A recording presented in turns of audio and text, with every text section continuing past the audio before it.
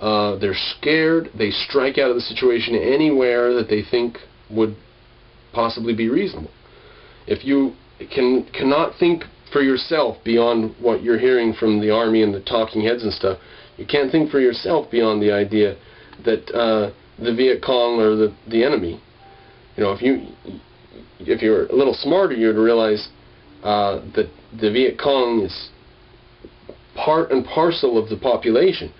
But if you're stupid, then you think that you can take and kill people and torture them and stuff needlessly, who may or may not have been guilty of something. Who knows?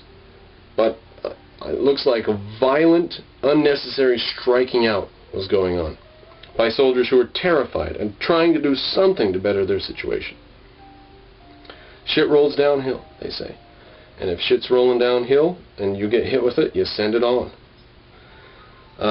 Back home in his native state of Washington, 15 years after his 12-month tour, Baker reflected. There were good things about being in Vietnam, about being a soldier among soldiers and being at war. Here's what he says, quote, "You had things there you could never have here. The friendship, the closeness. One man willing to give up his life for another man is a whole lot different than what you have back here. It makes here kind of a lonely place." So the camaraderie of war is something more than just terror. The ancient Greeks loved war. Maybe that's one of the reasons, because of all the little details about it. Okay, now we're going to another volume, South Vietnam on Trial. We're going to go into page 15 to start. Tactics of the Withdrawal Army. The Vietnam War had been largely a war of ambushes. 90% of U.S. combat casualties occurred in company-sized engagements, usually in the first few minutes of battle. Now that's an important clue about how the battles happened. The Viet Cong would ambush an American patrol. Just start shooting at them. Kill a couple soldiers and melt in the bush. Disappear as quick as possible. We'll see it later on. It mentions that this one company was being hit, and they called in airstrikes, and they found an enemy alive later, and he said that some bombs had been dropped. He said, right in the middle of my squadron. It wiped out all 200 men. So we killed a lot of the Viet Cong from the air. Didn't even see them face to face. Killed them from the air through airstrikes and stuff, calling it in. But like it says, just a few minutes of combat and then they melt away. Now General Abrams came up with the idea of staying in smaller groups and moving quickly. He says, quote, "We work in small patrols because that's how the enemy moves, in groups of 4 and 5. When he fights in squad size, we now fight in squad size. When he cuts to half a squad, so do we." Now, I don't know why that's a good tactic. Why not wipe out large areas of the country and convince the people that are left over that they're going to do it your way, God damn it. I don't get it. But we went over there trying to be friends. Now, you may know that there was always a lot of politics going on back in Congress. The one thing most units lacked, which commanders were incapable of supplying, was an adequate number of soldiers. Steady U.S. withdrawals and stringent controls on the number of soldiers who could be sent to Vietnam produced a serious manpower shortage. Units in the field had difficulty getting replacements for all of their wounded or killed soldiers, or for those who rotated home at the conclusion of their tours. So sometimes your soldier left your platoon because his tour was over and you didn't get another one. As a result, companies and platoons went into the field at half or even less than half strength. That's no way to win the war. We should have told the American people we're not going to win this war unless we have the soldiers we need over there. I mean, what damn good does it do to fight the war half-assed for 15 years and then lose? Why not fight it right for 5 years and be done with it? Alright, 8 years in Iraq. How do you like this? We're just getting started in Iraq. 8 years we've been there. Okay, it mentions this guy named William Joy, a platoon leader with the 101st Airborne. He had an average of 21 men in his platoon. The authorized strength was 41. Okay, an average of 21 men, and never had more than 33. Authorized strength 41. Captain Steve Adolph, a Special Forces veteran of the Tet Offensive, commanded a company, ideally 6 officers and 158 men, in the 25th Division during his third tour in late 1970. Quote, I was going into the field with 50 or 60 men and 2 officers. He's supposed to have 6 officers and 160 men. He was going with 2 officers and 50 or 60 men, 100 men short and 4 officers short. That didn't help.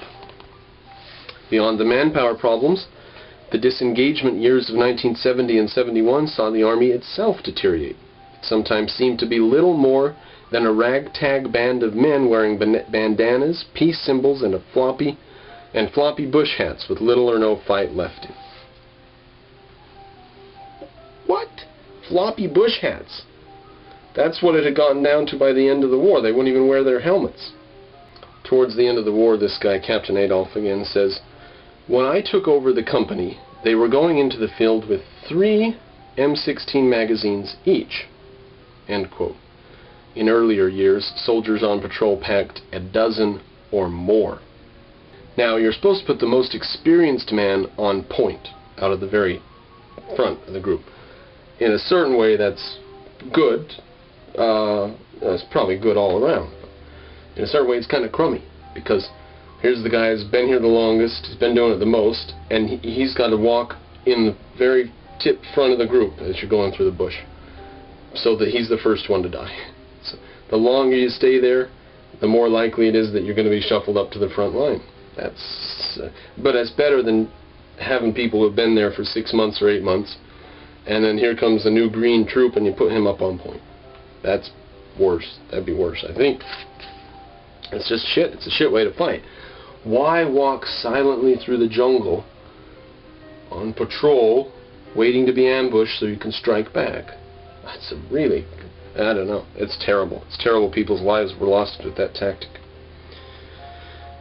The shortage of experienced non-commissioned officers resulted from the long war and the one-year tour, so that the seasoned veterans had done their 1 or 2 or 3 tours and rotated out, leaving younger men to carry the burden.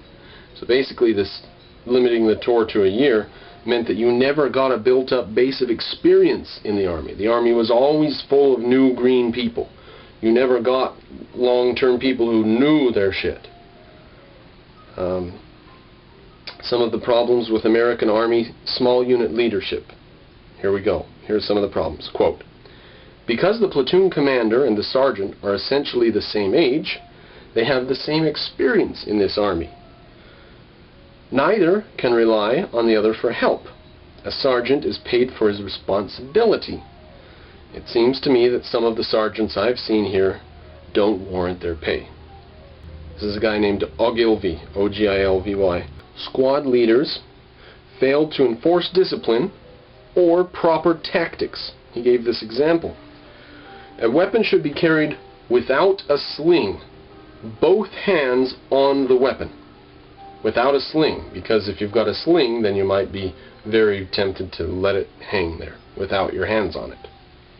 So no sling, both hands on the weapon, one hand around the forward part of the woodwork, the command hand around the small end of the butt, one finger on the trigger, the thumb against the safety catch, so there's only a split second of time that you can use your weapon. I never saw one fellow with both hands on his weapon at any time. And indeed, there's a large black and white picture right next to this of a bunch of Marines going up a hill, and they do not have both hands on their weapons. In the seconds that it took to unsling and position the weapon, a fleeting target in the jungle, the opposition, can go. Ogilvy also noticed troops were noisy, tended to use incorrect gear and incorrect camouflage, and relied on loose patrolling techniques, bunching up instead of maintaining proper spacing between men to reduce potential booby trap casualties.